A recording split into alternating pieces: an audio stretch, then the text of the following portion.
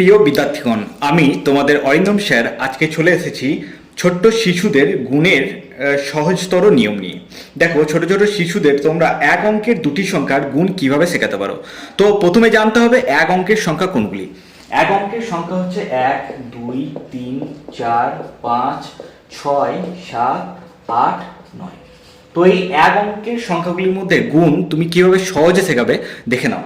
ধরো আমি বললাম 2-এর সাথে 3-এর গুণ করো, ঠিক আছে? তাহলে দুটি সংখ্যাকে কোন সংখ্যা দিয়ে গুণ করতে হবে? 3 দিয়ে।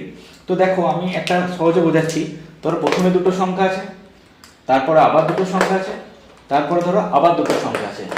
তো মোট 2-এর সাথে 3 গুণ করলে কি হচ্ছে? দেখো 2, 2, 2, অর্থাৎ মোট কত আসছে? 6। ঠিক আছে, অর্থাৎ 2-এর সাথে 3 গুণ করলে কি হচ্ছে? 6। তুমি এভাবে বুঝতে পারো, দুটো দুটো করে সংখ্যা 3 বার যদি যোগ করো তাহলে মোট কত সংখ্যা দাঁড়াচ্ছে? 6। তাহলে আমরা এভাবে শিখে নিতে পারি। আর একটা সংখ্যা বোঝাচ্ছি, দেখো।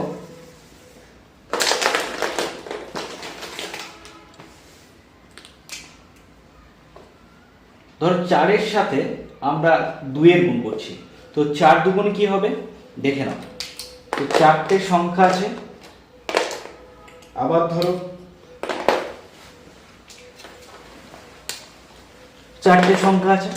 তো 4 প্লাস 4, এটা দুবার, 4 প্লাস 4 দুবার গুণ করলে কত দাঁড়াচ্ছে? 8। দেখো 4 প্লাস 4 যোগ করলে কত দাঁড়াচ্ছে? 8। অর্থাৎ যোগের দ্বারাও আমরা এক অঙ্কের দুটি সংখ্যার গুণফল সহজেই বার করে নিতে পারি।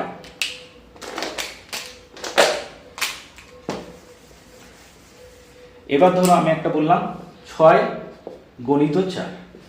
তাহলে কি করে বোঝাবে 6 গণিত 4? অর্থাৎ 6, 6, 6, 6, এটা 4 বার যোগ করলে যে ফল দাঁড়ায়, 6-এর সাথে 4 গুণ করলে সেই একই ফল দাঁড়ায়। অর্থাৎ 6, 4-এ কত হচ্ছে? 24। আমরা এইভাবে ছোট ছোট শিশুদের খুব সহজেই যোগের মাধ্যমে গুণ শেখাতে পারি।